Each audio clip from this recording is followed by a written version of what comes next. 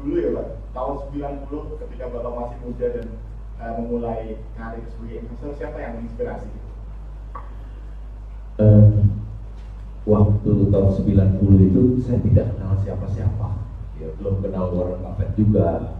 Jadi saya membeli saham hanya ikut-ikutan teman, ya, ikut-ikutan teman. Di bank di mana saya bekerja, itu teman-teman saya pada beli saham. Jadi saya ikut membeli, saya lihat di koran misalnya, perusahaan A Go Public 7.000, sekarang udah 30.000, wah enak ya, naiknya banyak. Saya sedangkan bekerja di bank, pada waktu itu paling taruh deposito bunga 10% misalnya pada waktu itu. Ya sekarang rendah, tapi waktu itu tinggi. Jadi setahun 10% itu bisa untung 600% gitu ya dalam sekejap. Itu saya tertarik, dan saham itu naiknya loncat tinggi gitu. Itulah yang membuat saya pada waktu itu tertarik di saham, karena ada kenaikan capital gain yang besar. Kalau saya lihat di koran tuh harga saham. Dan yang kedua, karena saya ikut-ikutan teman. Jadi pada waktu itu masih beli kucing dalam karung. Saya tidak tahu apa yang saya beli, asal beli aja. Gitu. Baik Pak, kalau misalkan dulu bagusnya itu. iya, boleh minta tolong gitu kan nggak teman-teman panitia rapornya? Oke.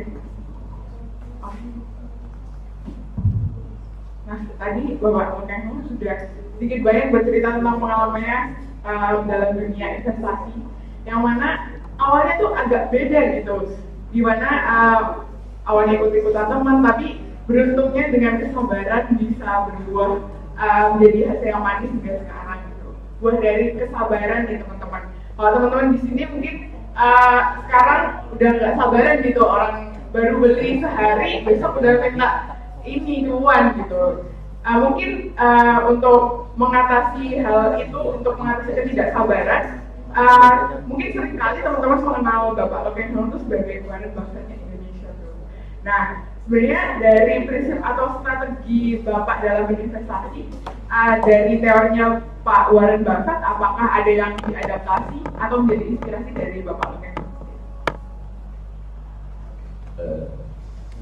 Saya lupa ya, mungkin tahun 96 saya ke Gramedia. Saya biasa kalau ke mall, saya pasti mampir di Gramedia untuk baca buku. Satu hari saya ketemu buku Warren Buffett, judulnya Warren Buffett Way.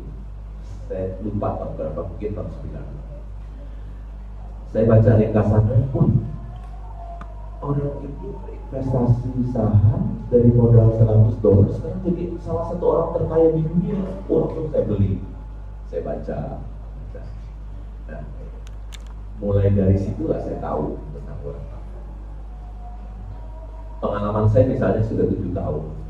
7 tahun saya lihat, cara investasi Warren Buffett ini yang benar. Jadi saya selama 7 tahun sudah punya pengalaman beli kucing dalam karung. Setelah saya baca buku itu, ternyata strategi investasi Warren Buffett ini benar. Waktu itu saya terinspirasi Warren Buffett itu beli saham simpennya panjang gitu, lama gitu. Bukan BPJS, apa itu BPJS? Beli pagi jual sore ya, atau beli sore jual pagi, satu kali dia jual ya. Kalau kita beli dan simpan, kita akan kaya. Tapi kalau kita trading, sekuritas kita yang akan kaya. Kalau kita beli pagi jual sore, atau beli hari ini jual besok, waktu beli bayar fee, waktu jual kan bayar fee ya. Jadi ya bisa tetap bisa cuan juga. Ada orang yang jadi scalper yang cuan juga ada ya. Tapi ingat perkataan kalimat ini, kalau Anda beli dan simpan, Anda akan kaya. seperti Warren Buffett, dia beli dan simpan. Tapi kalau Anda trading, sekuritas Anda yang akan kaya. Ngomong begitu bisa dibenci sama sekuritas semua. Sekuritas nggak bakalan mau undang saya, karena sekuritas mengharapkan investornya kalau bisa trading, beli pagi jual sore, atau beli sore jual pagi, satu hari nginap gitu ya. Beli dan bayar fee, jual bayar fee, beli bayar. Kalau saya beli simpan terus, kan dia nggak dapat fee. Tapi kita yang kaya, beli dan simpan kita yang kaya. Tapi kalau kita dagang trading, sekuritas kita yang akan kaya. Ya. Jadi strategi Warren Buffett yang saya pelajari itu adalah yang waktu itu adalah beli dan simpan lama, sekali. Itu salah satu yang saya dapatkan pada waktu itu. Ternyata beli dan simpan lama itu company-nya bertumbuh terus, harganya setiap hari naik terus ya. Itu yang bikin seseorang bisa kaya dari sana. Saya kasih contoh aja nih, kayak contoh ini bukan rekomendasi membeli atau menjual ya. Contohnya saham BCA aja. Tiap hari kan kita pakai melakukan transaksi mobile banking pakai BCA ya. 23 tahun yang lalu dia go public, harga sahamnya kan 1.400, sudah di split 1 jadi 2 jadi 4, 4 jadi 8 split 5 jadi 40. Jadi kalau harga sahamnya sekarang 9.000 ya 8.900 atau berapa, kita anggap supaya hitungnya gampang 9.000 kali 40 360.000. 1.400 ke 360.000 itu sudah dapat capital gain 26.000%. Jadi kalau kita ini mahasiswa yang mungkin ada orang investor ya, yang cukup berada, dia beli saham BCA 1,4 miliar 23 tahun yang lalu, kan dapat 1 juta saham kan, 1 juta saham kali 1.400 1,4 miliar. Dia simpan saja, dia tiap hari santai saja, bukan trading, bukan beli hari jual besok. Setelah 23 tahun kemudian dia nggak usah kerja keras, tiap hari santai aja. Begitu hari ini dia lihat sahamnya jadi 350 miliar. Kira-kira begitu. Jadi orang yang pegang wonderful company disimpan terus, dia akan kaya seperti Warren Buffett. 1,4 miliar nggak usah kerja keras, tiap hari hidupnya santai aja. Tapi 23 tahun kemudian dia melek, uang dia berikan 1,4 miliar ini hari ini jadi 360 miliar. Yang kerja keras kalah semua sama orang yang pegang saham wonderful company, pegang lama. Itulah yang pertama kali saya pelajari dari Warren Buffett. Beli wonderful company, simpan jangka panjang. Saya lihat sahamnya Warren Buffett dari jual-jual begitu ya, sampai udah naik banyak nggak dijual-jual. Gitu. Baik, bersabar adalah kunci untuk meningkatkan cuan nih Mas Nova. Oke, mungkin bisa lanjut nih kita. Saya tambahin dulu bersabar tadi ya. Iya. Terima kasih. Bursa adalah perangkat untuk memindahkan uang orang tidak sabar kepada orang yang sabar. Bursa adalah perangkat untuk memindahkan uang orang tidak sabar kepada orang yang sabar. Jadi hati-hati. Kalau kita orang yang tidak sabar dan kita membeli saham di Bursa Efek Indonesia, harta kita itu bisa pindah kepada orang yang sabar melalui Bursa Efek Indonesia. Sabar itu ilmu tingkat tinggi, belajarnya setiap hari ya. Ujiannya sering mendadak, nggak seperti di universitas ujiannya dikasih tahu dulu ya. Dia ujiannya mendadak. Nanti orang investor saham yang lulus dia akan memperoleh cuan yang besar ya. Sabar juga sangat penting dalam kehidupan kita sehari-hari, bukan hanya di dalam berinvestasi. Orang yang dapat sabar menahan amarah, dia akan terhindar dari banyaknya penyesalan. Orang yang dapat sabar menahan amarah, dia akan terhindar dari banyaknya penyesalan. Begitu. Oke, boleh minta tepuk tangannya nggak, teman-teman?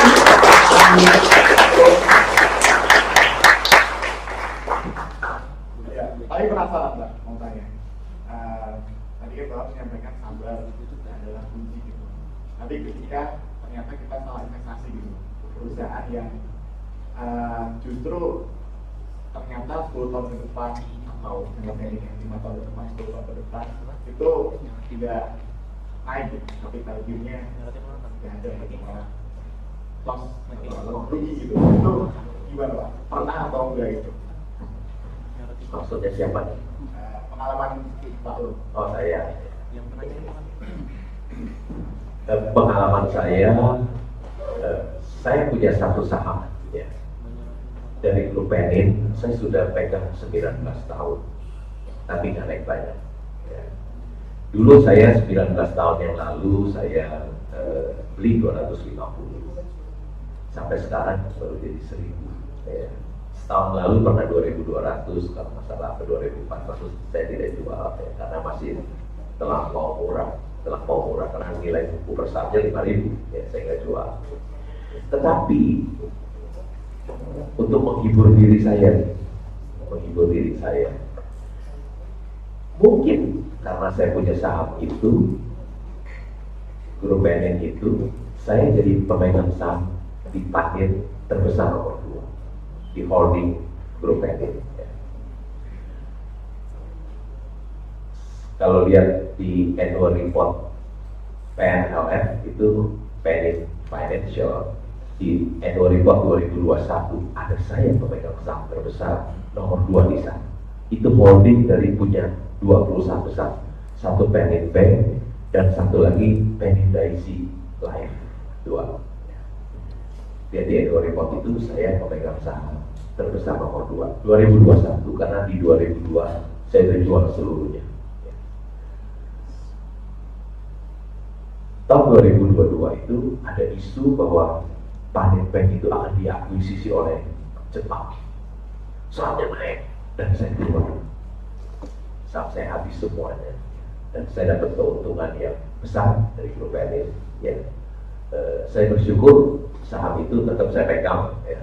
Tapi karena mungkin saya memiliki saham ini, jadi saya bisa memperoleh keuntungan yang besar di grup Penin. Begitu. Dan ada lagi macam-macam yang lain, kira-kira satu itu dulu ya. Oke ya. Berarti itu ya Pak, tetap di hold gitu ya, walaupun nggak terlalu signifikan kenaikan capital gain. Oh, saya mau karena saya 19 tahun yang beli 250, sekarang 1000. Tapi nilai buku per sahamnya 5.000, nggak bisa jual dong, saya masih under value gitu. Price dulu hanya 0,2, ya udah saya bersabar lagi. Di situ nggak berhasil, tapi di anak perusahaannya saya berhasil. Kan saya di grup Penin itu kan nomor 2 pemegang saham terbesar, kan nomor 2 saya. Jadi coba cek, saya ngomong dengan data, bukan sekedar ngomong asal bunyi aja ya. Coba cek di annual report PNLF di 2021, saya muncul nama saya pemegang saham terbesar nomor 2 di grup Penin. 2022 sudah tidak ada lagi karena saya dijual di 2022. Banyak orang yang ngomong saham, ya, banyak orang ngomong saham.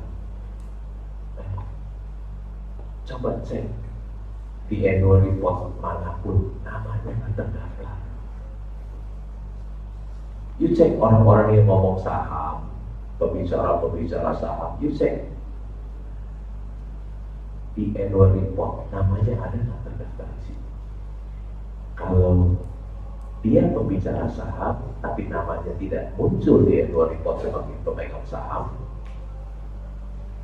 anggaplah tong kosong dari bunyinya.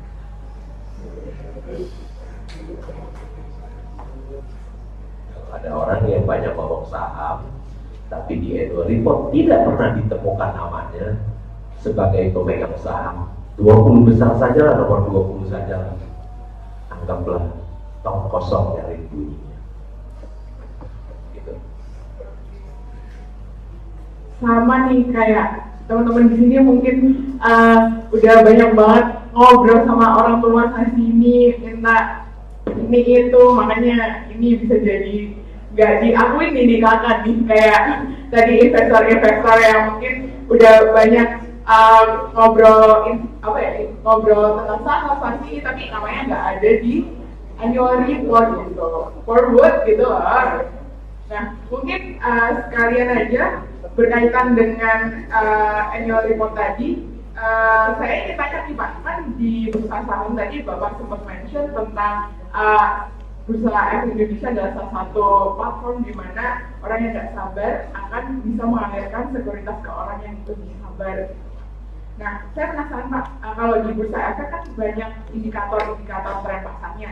Kalau dari Pak Lo sebagai investor yang sudah berpengalaman selama beberapa tahun, apa sih Pak yang paling penting indikator yang harus kita tahu sebagai mungkin investor masa depan nih Pak, dan agar bisa mencapai uang juga yang sama gitu di kemudian hari? Indikator berinvestasi di pasar saham begini.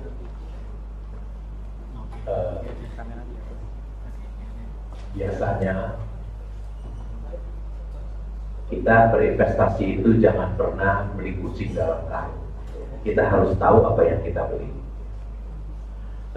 Bagaimana kita bisa mengetahui apa yang kita beli? Itu hanya satu cara, yaitu dengan membaca annual report. Ya. Di annual report itu kita tahu siapa pengendali perusahaan, direksi dan komisarisnya, apakah mereka jujur atau tidak. Ya. Kemudian ada bidang usahanya, di situ kita bisa tahu bidang usahanya apa saja, apakah bidang usahanya yang bagus atau bidang usaha yang tidak bagus. Juga kita di annual report bisa lihat dia punya laporan keuangan, ya,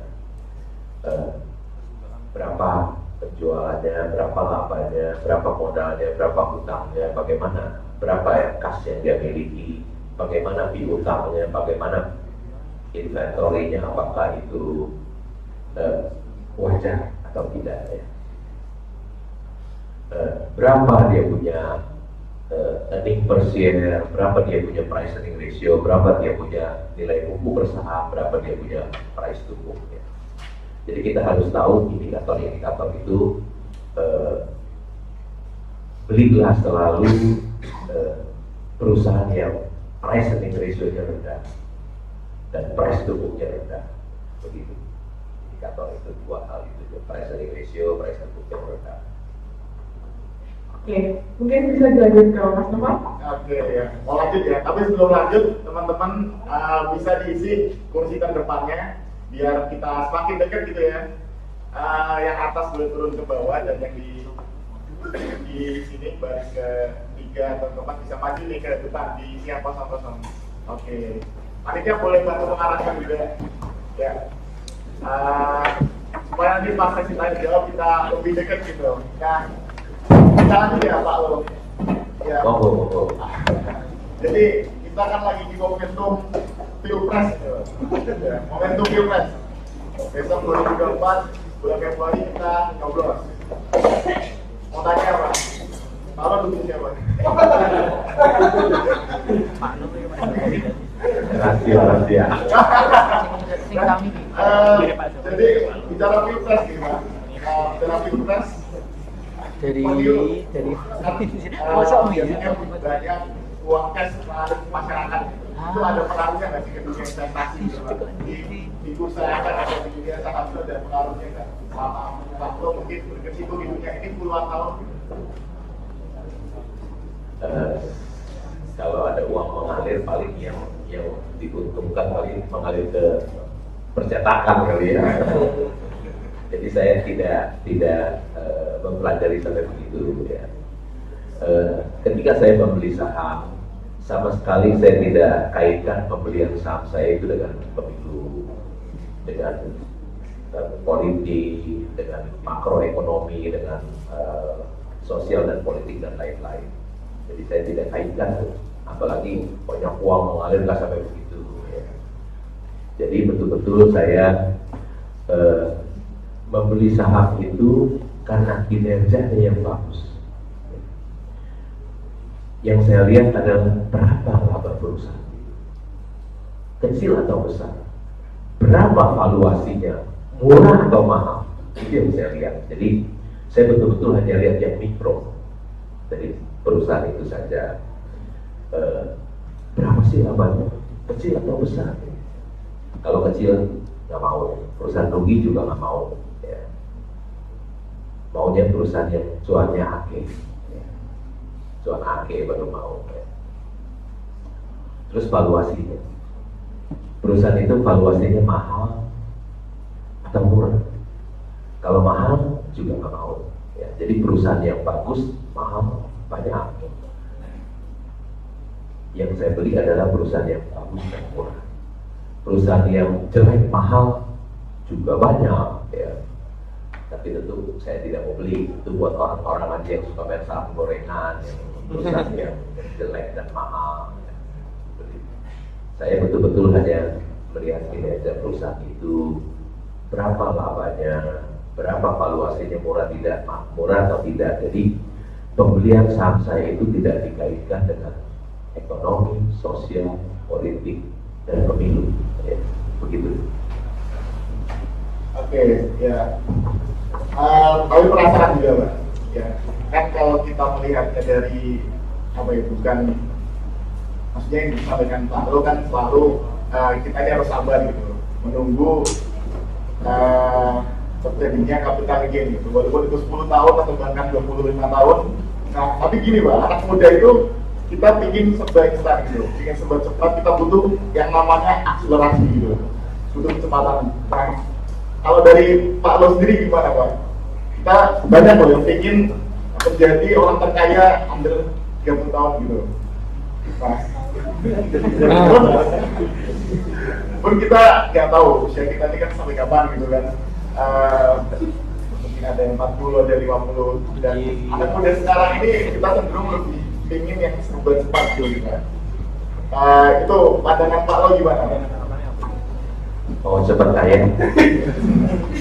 Ada resiko cepat miskin juga kan, ada orang yang cepat kaya, ada orang yang cepat kaya, dia juga beresiko jadi cepat miskin kan. Mau cepat kaya, ya main saham gorengan aja terus, tapi kan itu cepat, tapi lebih banyak jadi yang miskin daripada yang kaya. Ya. Sebetul berinvestasi itu perlu waktu, nggak bisa cepat-cepat. Ya. Warren Buffett pernah bilang begini, kita tidak bisa biasa seorang wanita itu punya anak setelah hamil 9 bulan. Ya. Warren Buffett bilang nggak bisa kita punya anak dalam 1 bulan dengan menghamili 9 wanita, nggak bisa. Tetap perlu waktu ya, investasi. Di Jawa ini jarang sih ada kelapa sawit, mungkin di Sumatera ya, Sumatera Utara kelapa sawit punya semua kelapa sawit. Emang beli tanam kelapa sawit hari ini tanam, besok bisa menghasilkan? Enggak. Perlu waktu menunggu 5 tahun baru dia bisa menghasilkan kelapa sawit. Mungkin di Jawa Tengah yang banyak pohon jati kali ya, pohon jati ya. Berapa tahun tuh baru bisa dipanen pohon jati? Itu hanya 50 tahun. 50 tahun. Nah, tapi tetap ada yang tanam pohon jati ya untuk generasi berikutnya yang menghasilkan. Jadi perlu waktu. Ya. Semua selalu it takes time, selalu perlu waktu. Ya. Nggak ada yang instan, nggak ada yang instan. Sebetulnya investasi Warren Buffett itu 1 tahun returnnya kira-kira hanya 24%, kira-kira setahun rata-rata 24%, dan dia bisa jadi salah satu orang terkaya di dunia. Pelan-pelan. Jadi susah rasanya cari mau menjadi kaya dengan cepat-cepat gitu ya, cepat akhirnya nanti habis. Cepat kaya cepat bisa tuh. Orang yang beli kripto gitu kan langsung habis lagi semua. Oh iya. Ya. Oke, mungkin aku sedikit menanggapi Boleh. dari jawabannya Pak Lo tadi. Mungkin itu sesuai banget sama para frase di bahasa Jawa, alon-alon, penting lakon, nah. Nih, betul Pak. Kalau bahasa kerennya anak muda sekarang tuh lama Pak Sober gitu. Nah, oke Pak. Tadi menanggapi tentang cerita soal beli kucing dalam karung nih Pak. Kan tadi prosesnya panjang untuk mendapatkan return yang dalam jangka yang kita inginkan gitu.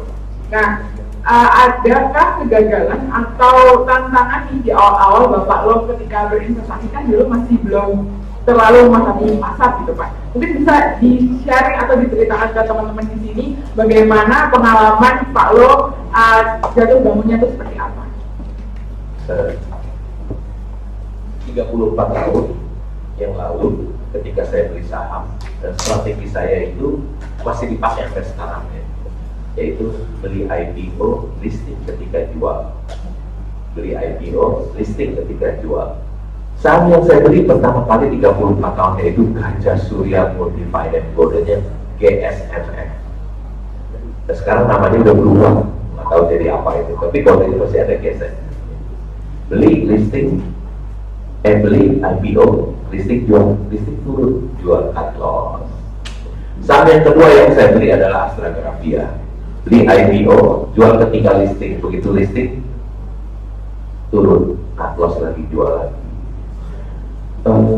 Itu kan tahun 89, masuk tahun 90 ada tight money policy, ya, uang tetap, saham-saham pada turun semua, uang tetap. Ya, seperti sekarang kan ada suku bunga naik, tapi ini naiknya nggak drastis ya, sekarang ini pelan-pelan, saham kan mulai turun.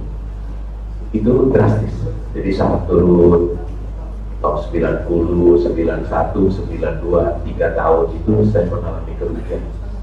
Saham saya mungkin tinggal separuh semua, dan rugi 50%. Nah, setelah itu tight money, uang tetap dikeluarkan sampai 93 itu saya baru bisa mendapatkan cuan. Jadi 4 tahun pertama itu saya rugi terus. Sekarang pun demikian ya. Tapi kalau sekarang beli saham 10 ya 9 cuan, 1 tetap masih ada yang merugi gitu ya. Oke lah, 1 rugi 9 cuan, kan nggak ada yang sempurna.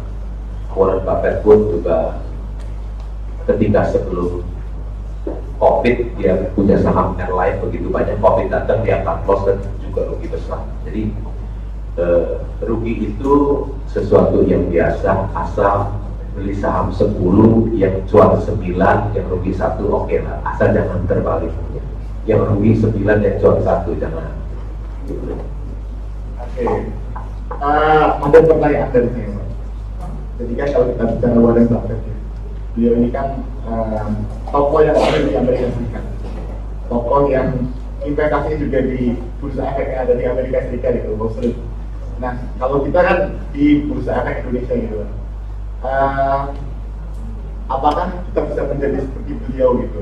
Keadaan di bursa efek Amerika dengan bursa efek Indonesia itu berbeda gitu. Perusahaan yang miskin di sana dan yang miskin di sini beda gitu. Nah, kemudian pertanyaan kedua juga, kira-kira menurut Pak Lo itu gimana sih masa depan bursa efek Indonesia itu? Masa depan bursa efek Indonesia pasti tambah hari tambah besar, dan diisi oleh perusahaan publik terus-menerus, ya otomatis tambah hari tambah besar. Kalau kita lihat di bursa New York Stock Exchange kan tambah hari tambah besar, dari zaman dulu sampai sekarang pasti tambah hari tambah besar. Kalau bursa efek Indonesia tambah hari tambah besar diisi dengan perusahaan go-public itu, tentu perusahaan go-public itu kan banyak menciptakan lapangan pekerjaan ya. supaya kalau lapangan pekerjaan tercipta makin banyak, tentu bangsa dan negara kita makin sejahtera. Kalau bursa efek Indonesia tambah hari tambah besar, tentu bangsa dan negara kita juga akan makin sejahtera. Oke, ya. Dari tadi ini pertanyaan praktis ya, udah tanya soal mungkin sekarang gantian ke teman-teman mahasiswa lainnya gitu. Pasti di sini ada yang penasaran dan ini momentum yang langka gitu ya untuk ketemu Pak Lo langsung di sini. Jadi setelah ini kita ke sesi tanya jawab gitu Mila. Monggo. Sesi tanya jawab kepada teman-teman dan kepada panitia mau dibantu untuk mic-nya. Kita sudah sesi tanya jawab ya, udah banyak yang nonton. Jadi gimana guys kita mekanismenya? Mungkin Pak Lo yang ini sendiri. Iya, boleh. Moderator aja Pak. Kompetisi aja Mas. Oh gitu. Iya. Satu orang tanya langsung dijawab, karena kalau dikumpulin tiga, saya suka lupa pertanyaan 3 manajer, pertanyaan 1 2 suka lupa. Jadi siapa? Satu-satu ya. Kita hitung sampai 3, nanti dia bantu lihat siapa yang duluan. Mungkin yang sini dulu ya, yang kanan dulu. Nanti yang sini pertanyaan kedua. 1, 2, 3. Nah, Mas yang baju putih itu boleh dibantu kan ini ya? Boleh kenalan, terus boleh sambil berdiri, pertanyaan disebutkan, ya. Dipersilakan.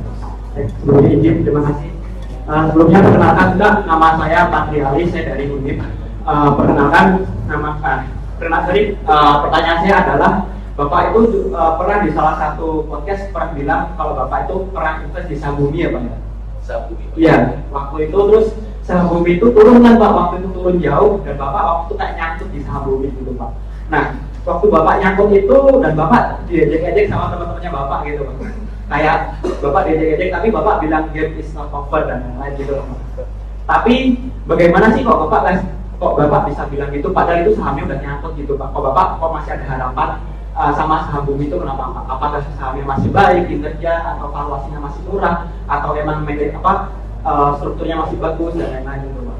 Sama yang kedua itu kenapa kok Bapak hanya menilai PBB sama PER-nya Pak yang diutamakan gitu Pak.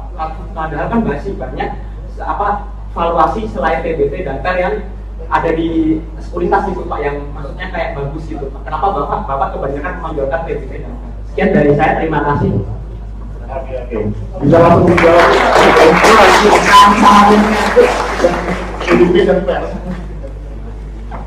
Tadi dibilang saya hanya price to book dan price earning ratio, ya mayoritas demikian. Tapi ketika saya membeli usaha Bumi Resources ini bukan rekomendasi membeli atau menjual, saya udah nggak punya saham itu ya pada saat ini. Yang saya lihat bukan price earning ratio, price to book. Yang saya lihat adalah proven reserve. Tahu nggak proven reserve artinya?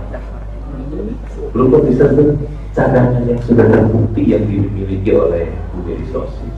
Yaitu pada waktu itu 2 miliar ton. Kalau sekarang harga batu bara misalnya $100 per ton, terus 2 miliar ton, piro. Coba itu piro. Yang saya itu dia punya proven reserve cadangan batu bara yang sudah terbukti. Ada 2 miliar ton pada waktu itu. Mungkin sekarang sudah berkurang banyak. Berkurang banyak juga masih ada 1 miliar ton. Produksi 80 juta ton. Berapa itu 80 juta ton? Kali harga batu bara sekarang. Oke.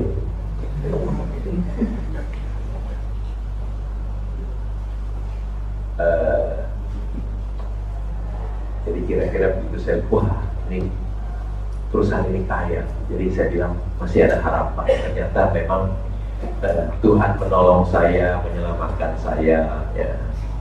Harga saham gocap. Tapi kreditur harus membeli saham itu bukan digocap. harus beli di 926. Debt to equity, hutangnya harus dikonversi jadi saham di harga 926. Luar biasa, karena tim appraisal itu bilang harga gocap itu tidak wajar. Yang wajar itu 926. Jadi hutang-hutang itu semuanya dikonversi di 926. Jadi ada hiburan buat saya. Ternyata 926 kreditur belinya lebih mahal dari saya dong, gitu kan. Yang kedua, terjadi mukjizat yang kedua yang menyelamatkan saya. Harga batu bara atau harga batu bara yang rendah $50 per ton tiba-tiba naik jadi $100. Batu bara naik jadi 50 jadi 100. Debt to equity-nya, kreditur harus konversi utangnya jadi saham di harga 1 lembar saham 92, padahal di pasar kocak ya 50. Itu dua yang menyelamatkan saya.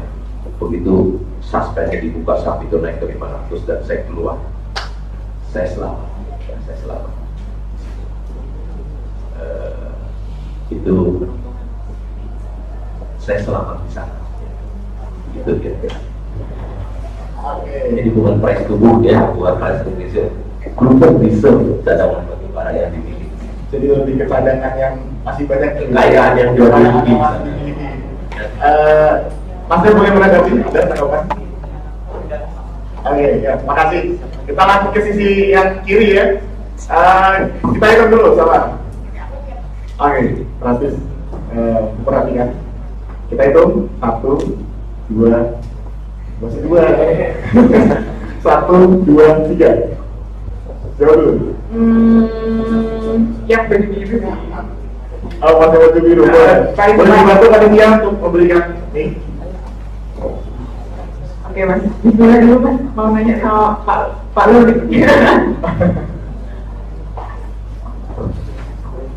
Selamat sore Pak Lur, perkenalkan nama saya Arif, investor. Selamat malam ya, investor retail Pak, jangan diguyur ya. Terus saya mau tanya Pak Lur, jadi Pak Lur, saya sering nonton YouTube-nya Pak Lur, kemudian Pak Lur selalu mengatakan perfect simple, PBB kurang dari 1, kurang dari 10, kemudian pakai DCF, discounted cash flow. Sebenarnya apakah cuma itu Pak Lur yang Pak Lur lakukan untuk valuasi? Apakah ada metode lain yang bisa diberikan dari retail seperti kami Pak Lur? Saya rasa kalau sudah bisa hitungan yang sederhana itu udah sempurna, sederhana tapi sempurna ya. Price earning ratio, price to book sudah sempurna, tapi tentu saja harus ditambahin tata kelola perusahaan itu bagaimana. Tata kelola GCG-nya? Iya, GCG-nya gimana? Karena tata kelola itu juga segalanya. Kan waktu kita analisa itu kan harus ada yang kuantitatif dan ada yang kualitatif ya. Jadi yang kuantitatif itu lihat price earning ratio, lihat laporan keuangan, lihat price to book. Ada juga yang kualitatif, nah, manajemennya gimana, tata kelolanya, apakah si pengendali, direksi dan komisaris orang yang jujur atau tidak, itu segalanya. Juga bidang usahanya juga itu yang kualitatif, ada yang usaha yang bagus, ada tentu ada yang usaha yang jelek. Biasanya bidang usaha yang bagus itu adalah yang dibeli oleh China, oleh India.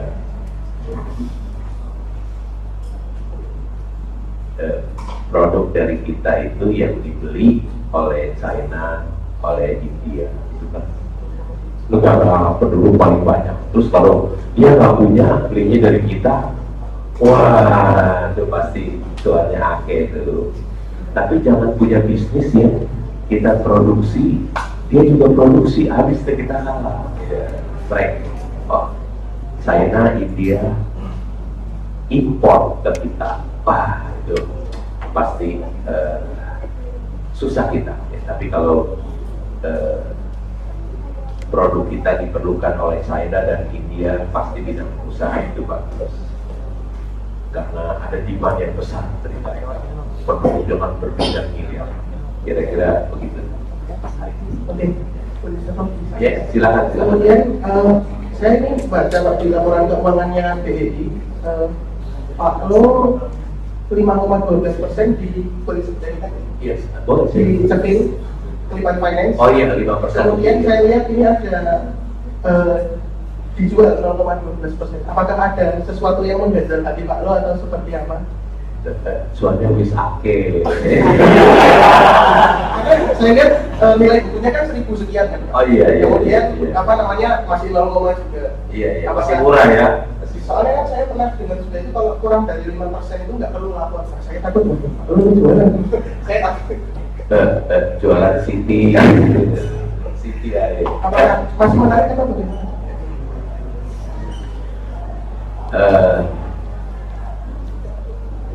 Saya dulu punya saham itu jadi pemegang saham terbesar nomor 2 di Kelipan Finance. Kelipan Finance itu anak perusahaannya PNB, ya. Mayoritas ya leasing,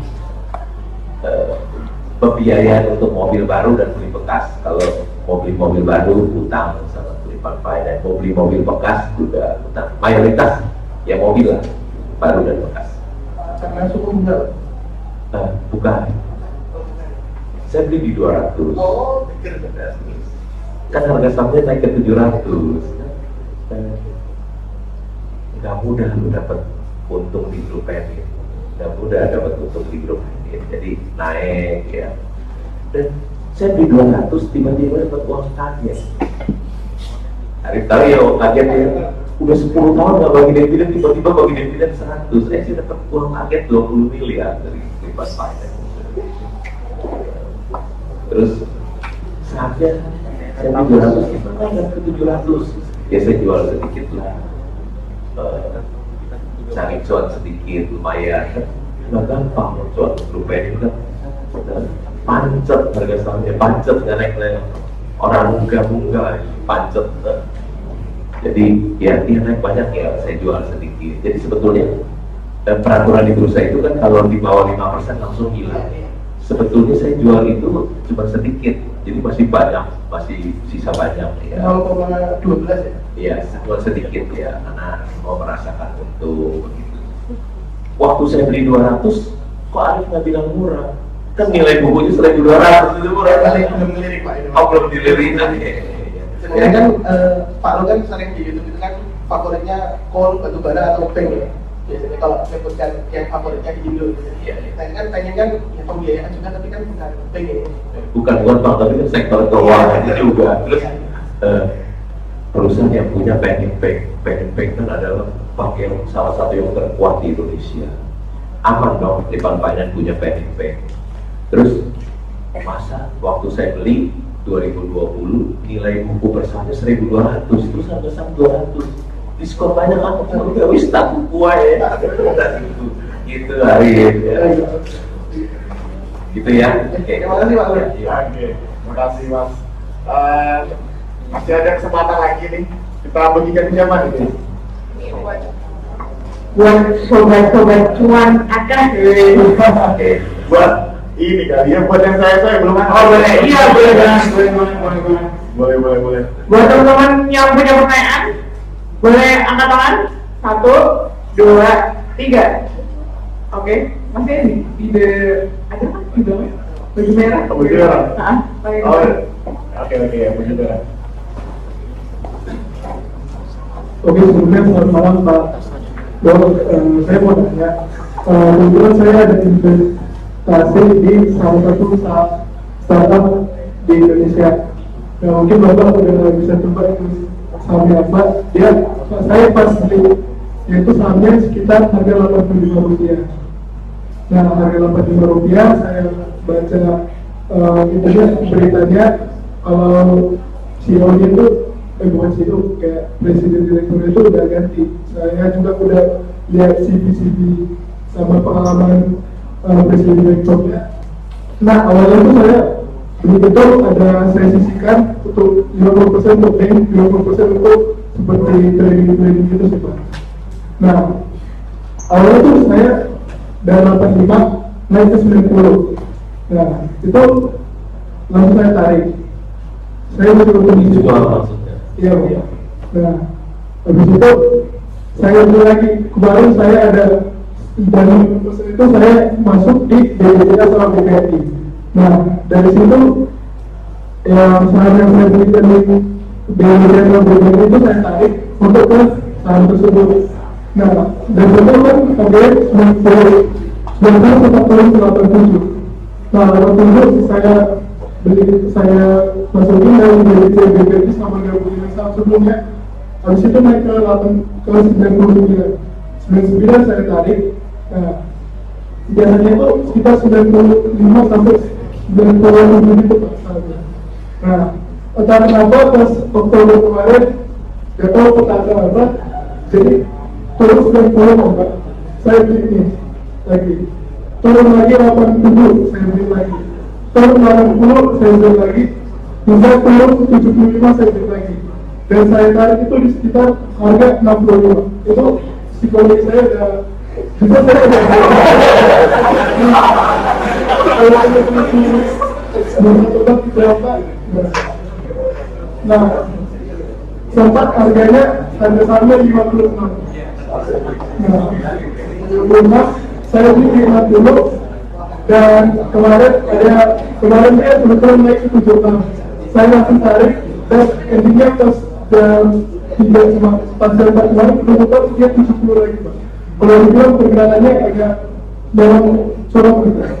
Nah, Bapak cara mengatasi biar tidak terganggu konsentrasi itu gimana Pak? Soalnya itu mengganggu ke kuliah saya seperti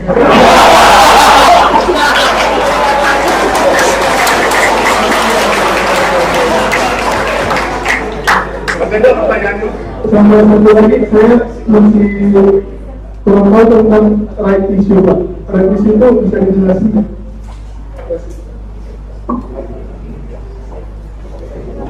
Udah benar pegang saham BCA, BRI,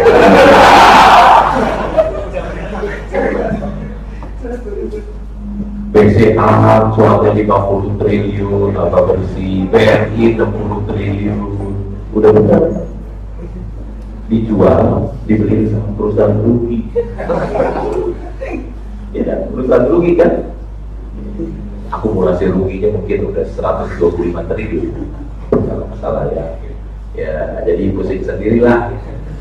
Udah bener pegang BCA, BRI, tidur bisa konsentrasi kuliah, enak tidur aja, punya perusahaan cuan akeh, melakukan rangka blunder, jual yang cuan, perusahaan cuan, beli perusahaan yang rugi, ya gitu lah. Sahamnya tiap hari mudun terus begitu. Mengenai right issue adalah perusahaan menerbitkan saham baru, perusahaan menerbitkan saham baru untuk pemegang saham lama. Jadi masyarakat tidak bisa beli. Jadi right issue itu terbit menerbitkan saham baru, yang punya hak untuk membeli adalah pemegang saham yang lama. Atau juga ada right issue namanya placement maksimum 10%, perusahaan memberikan saham baru 10% untuk dijual kepada investor. Jadi right issue adalah penerbitan saham baru, tapi bukan ke masyarakat, tapi untuk pemegang saham. Gitu. Oke. Ada tanggapan lagi Mas? jadi bisnisnya. Mohon jawabannya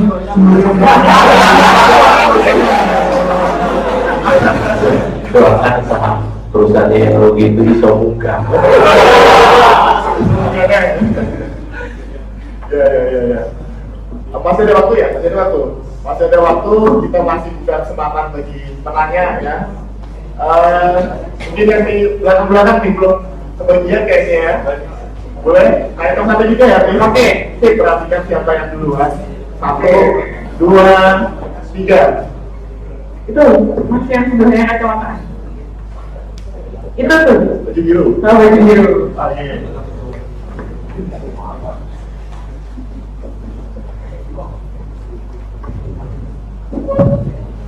Perkenalkan Pak, saya Ijan dari Fakultas Teknik Universitas Gadjah Mada.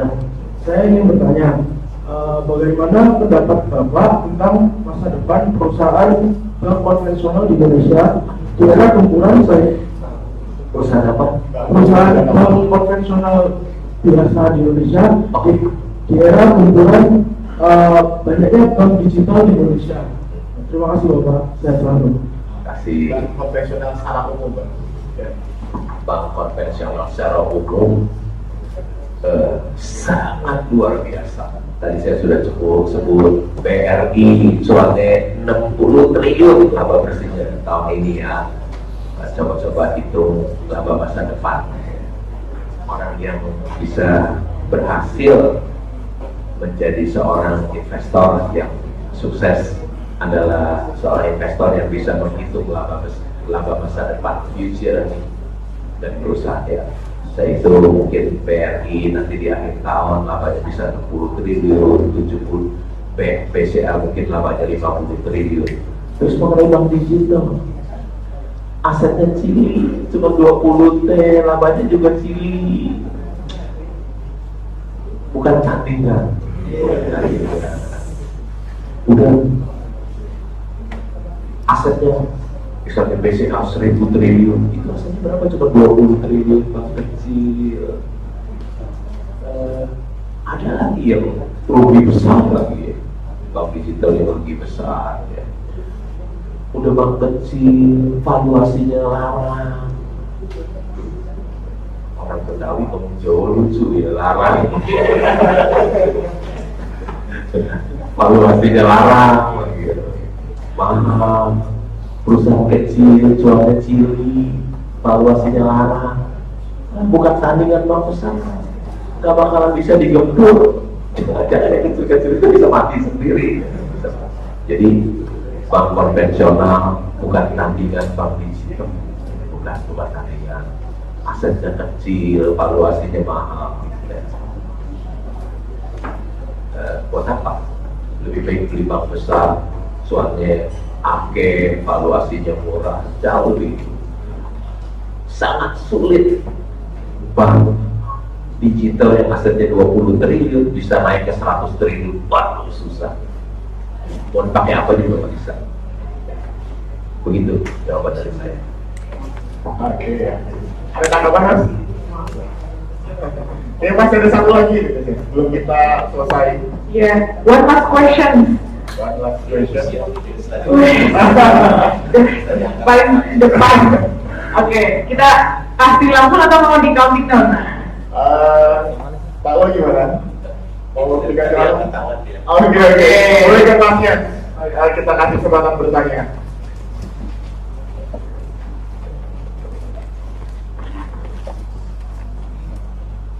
Maaf Pak, terima kasih kesempatannya. Kalian saya Joshua dari FEBM Ekonomis. Jadi saya mau bertanya Pak, di YouTube kan saya sering lihat Bapak sering bilang Bapak tuh suka saham, bank dan batubara. Nah, batubara itu kan saham siklikal ada yang harganya berputar tiap tahun. Nah, kalau saya boleh minta nggak Pak tips and tricks kapan harus beli dan kapan harus jual buat saham batubara itu Pak? Karena kemarin tuh saya ada beli satu saham batubara emiten habis dia bagi dividen, tapi malah turun sampai sekarang Pak harganya. Nah, kalau menurut Bapak ada tips and trick kan? Kapan kita harus buy atau kapan harus sell? Oke, pertanyaan yang bagus sekali ya. Kebetulan saya paling suka sama batu bara, jadi cukup mendalam. Saya punya pengalaman di tahun 2016, saya membeli saham Indica Energy ya, di 100-an. 106 gitu 100, padahal nilai buku per saham 1.600. Waktu itu Indica Energy punya anak perusahaan namanya Hideko Jaya Agung. Pada waktu itu mungkin nama batubara terbesar nomor 3 di Indonesia setelah Bumi Resources, Adaro dan Hideko Jaya Agung. Indica Energy 100. Wah, saya tuh beli terus. Harga sahamnya 100, 106, 100 lebih. Nilai buku 1.600 pada waktu itu. Saya tahu harga batubara hari ini $50 besok bisa jadi $100. pegang 2 tahun harga batu bara naik 50 jadi 60, 70, 80 jadi $100. Oh ini kita energi cuannya jadi akhir, produksinya batu bara pada waktu itu mungkin 36 juta ton. Tahu harga batu bara yang tinggi kayak energi jadi berapa? Jadi 4.500 dan saya jual. Waktu itu saya dapat jadi pemegang saham terbesar nomor 4 di kayak energi. Beli 100-an jual 4.000. Jual 4.000% dalam tempo 2 tahun. Jadi ketika harga batu bara naik, harga sahamnya juga naik besar, itu saatnya kita lepas siklus.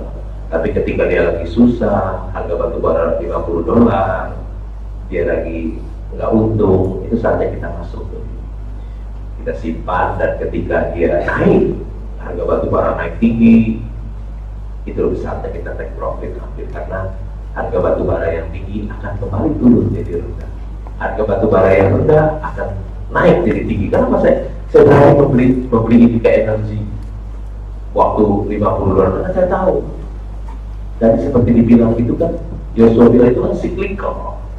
Artinya dari $50 jadi 100, ya bisa naik ke 100. Tapi seperti harga batu bara pernah jadi $450, nah sekarang pelan-pelan jadi tinggal 100 lebih sedikit. Ya, jadi ketika harga komoditas batu bara itu lagi tinggi, itu saatnya kita jual. Harganya tinggi kita jual.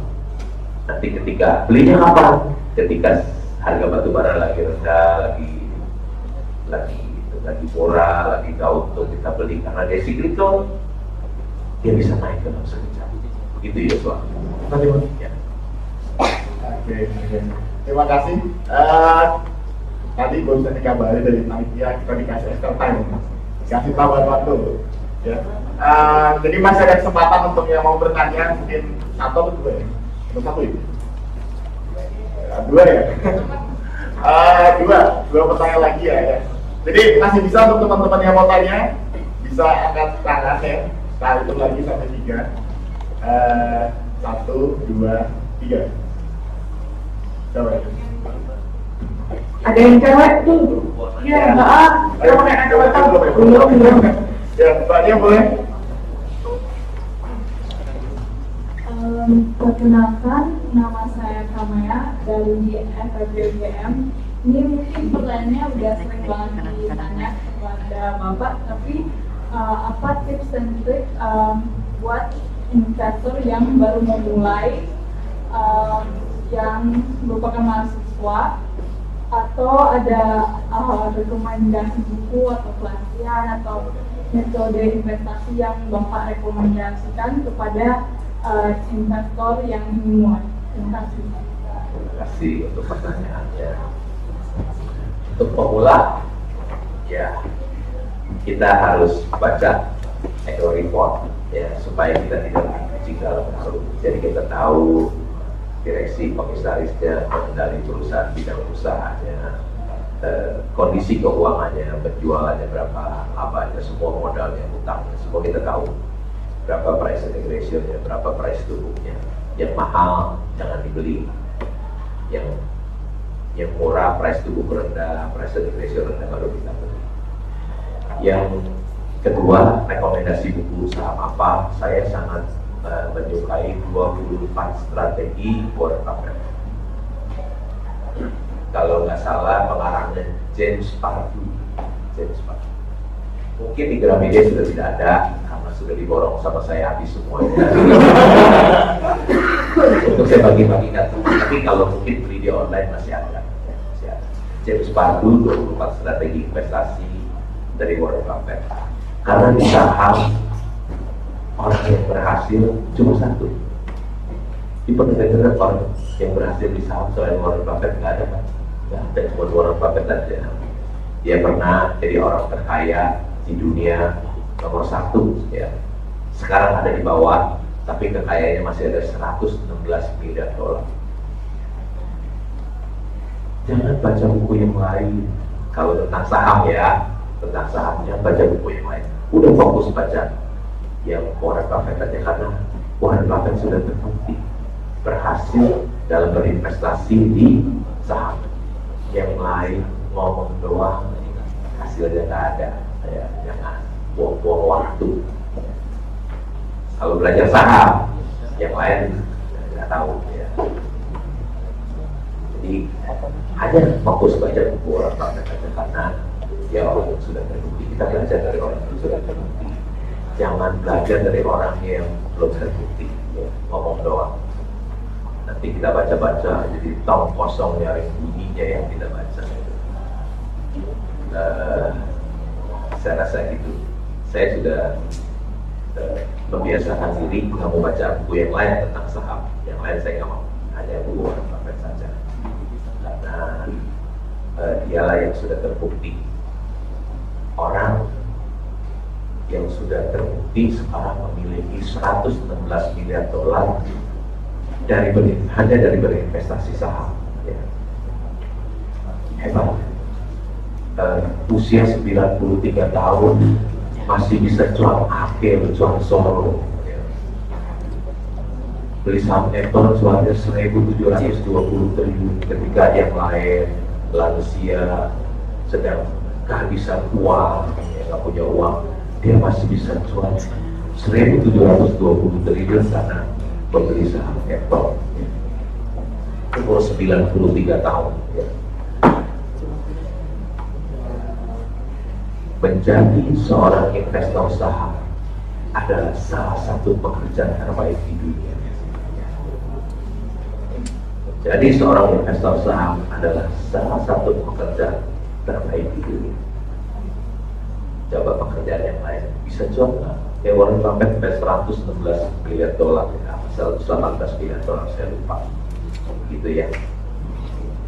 Oke, ya. Ada tanggapan dari Mbak Dian? Tidak ada, terima kasih. Oke, terima kasih. Karena waktu sudah habis ya teman-teman, di sesi paling akhir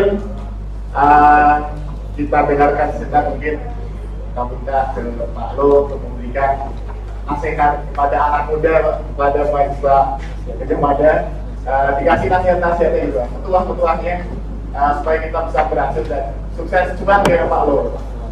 Pertama-tama tamatin kuliahnya dulu.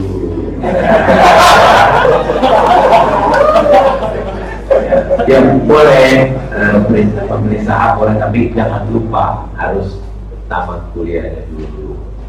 Itu penting ya, karena ada satu kebanggaan buat orang tua, buat mahasiswa sendiri. Saya udah tamat, saya nggak kuliah di UGM. Seperti anak saya pun lulusan dari Universitas Indonesia. Ya. Anak saya nggak kuliah di luar negeri, tapi S1-nya di Indonesia ya, dari UI juga. Tamatin kuliah. Yang kedua, kalau saya mencari wonderful company setelah tamat kuliah, mahasiswa-mahasiswi pun harus cari wonderful company juga di mana tempat bekerja. Ya. Wonderful company cuannya otomatis bisa bayar gajinya besar. Ya. Kalau cuannya kecil, ya gajinya juga kecil nanti. Perusahaan cuannya besar tentu akan bisa memberikan gaji yang besar. Juga ada kebanggaan bagi diri kita sendiri bekerja di perusahaan yang besar. Ya. Yang ketiga, hidup hemat dan sederhana.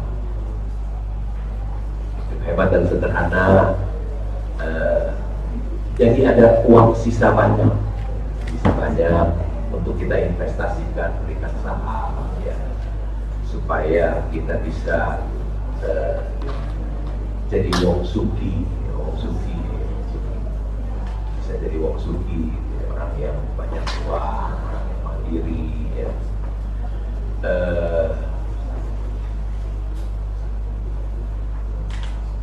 Kira-kira begitu ya. Tema dari Bursa Efek Indonesia sekarang, aku investor saham, betul ya? Aku investor saham. Aku bangga dan senang menjadi investor saham selama 34 tahun di Bursa Efek Indonesia. Dan saya akan menjadi investor saham sampai akhir hidup saya. Demikian, sekian terima kasih.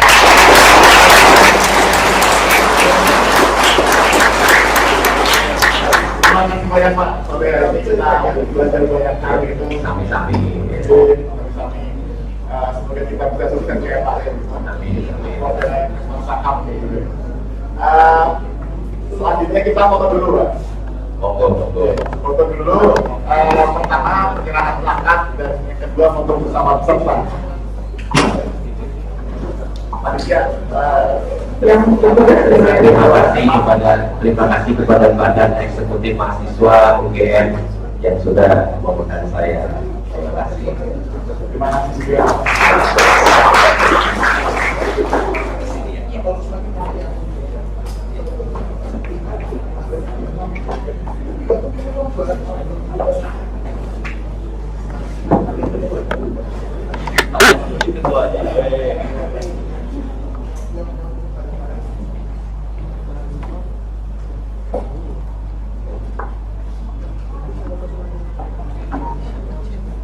Oke, boleh difoto panitia.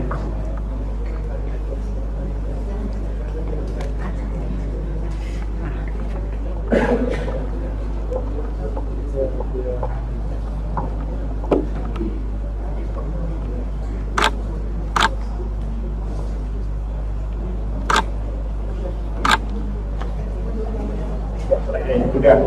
Mau foto bareng peserta? Iya. Boleh kita foto bareng yang rame-rame. Mungkin boleh merapat ke depan teman-teman yang di belakang. Kita foto bareng. Panitia juga ikut meramaikan. Teman-teman boleh merapat ke bagian tengah mungkin biar frame-nya lebih masuk semuanya. Tolong. Tim dokumen boleh di depan.